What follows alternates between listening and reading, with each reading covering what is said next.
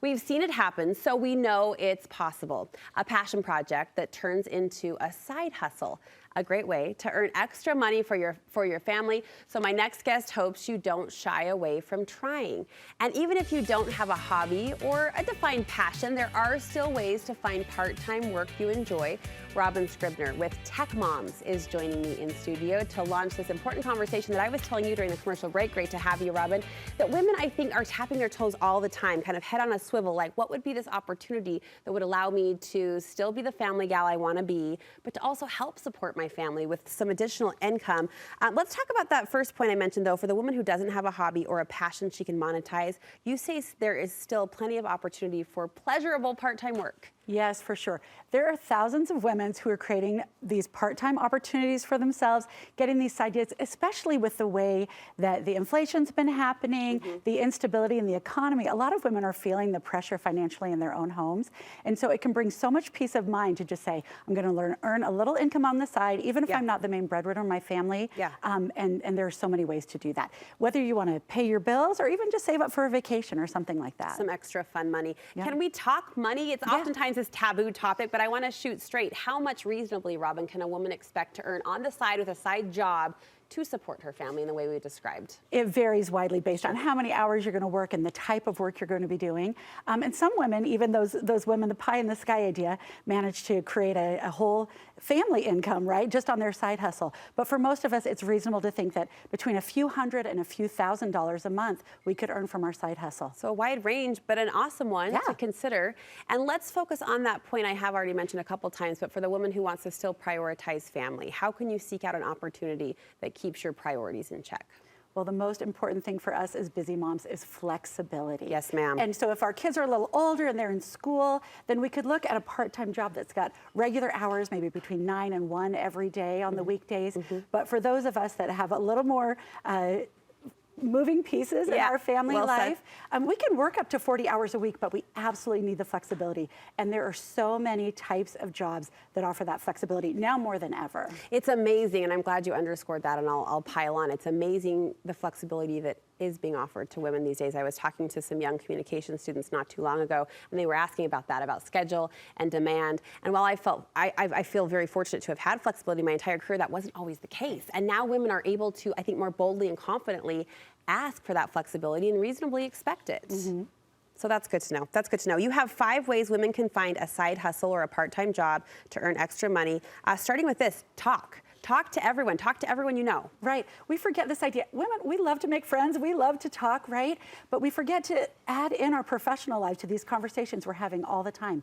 The economy is so tight, even with these layoffs, different things that we've seen. If you start talking to friends at the soccer side, at church, even at your family dinners, you will hear from so many people. They're hiring at my company. We really need people. Let me get you talking to somebody. So these conversations that we're having are absolutely critical, and we might find the job that we never knew we wanted, and it's right there in front of us. Just opening up and saying, I'm thinking of taking on a side hustle or picking up some part-time work. Do you know of anything? Just opening it up vulnerably and widely? Yeah, my sister-in-law, for instance, works for a neighbor who has a clothing company, and she started working for her every November, right after Black Friday, and helping them ship out all their big deals that they just did. And she got that because she was just having a regular conversation with her. Cool. You say a good place to look is at your hobby, your interests, your personal joys, that you might look at how you might leverage that towards some cash, towards some income.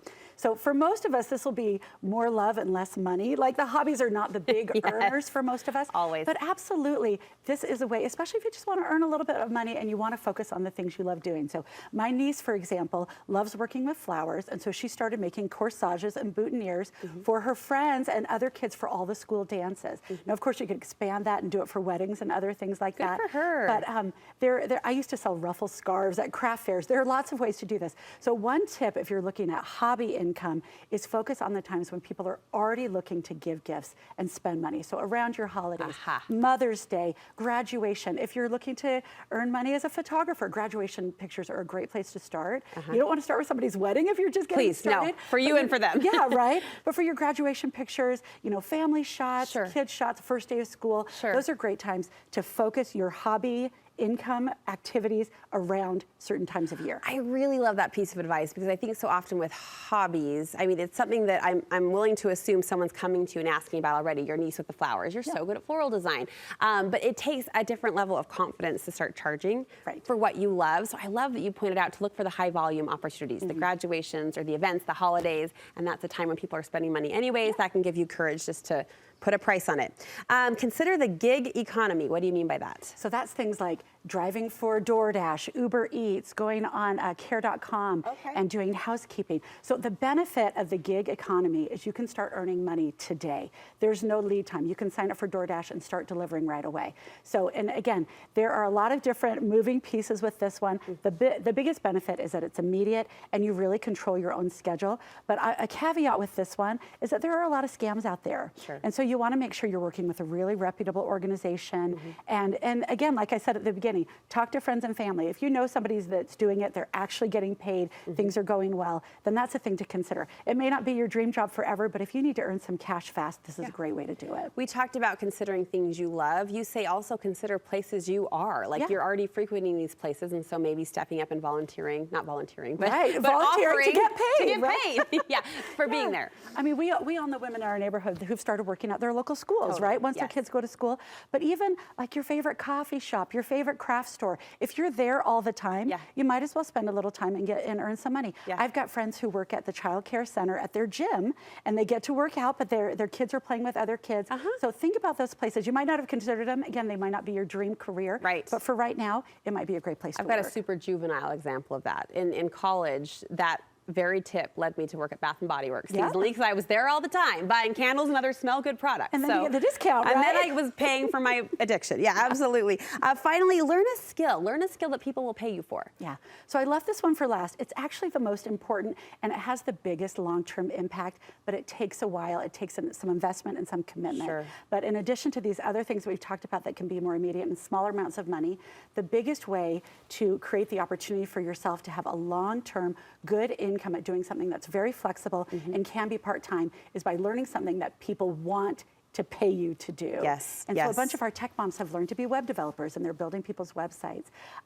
Doing data entry, bookkeeping is always in demand. So again, they're going to take a little bit of effort and time on your part, but these jobs are all fantastic because, again, they're in high demand, and you can do them for the rest, and they might even turn into a great career for you when you're ready to move from that part-time gig to something more full-time. Where can we learn more about Tech Moms, Robbyn? So you can follow us on Instagram, Facebook, and Twitter, or if you want to learn more about our programs that help women get back into the workforce and build these tech skills, you can visit us at tech-moms.org. I feel like this was a very practical pep talk. So thank you for the sound ideas and suggestions and also the examples that I think serve as inspiration for women out there who want to do it. Nice job. Thanks so much.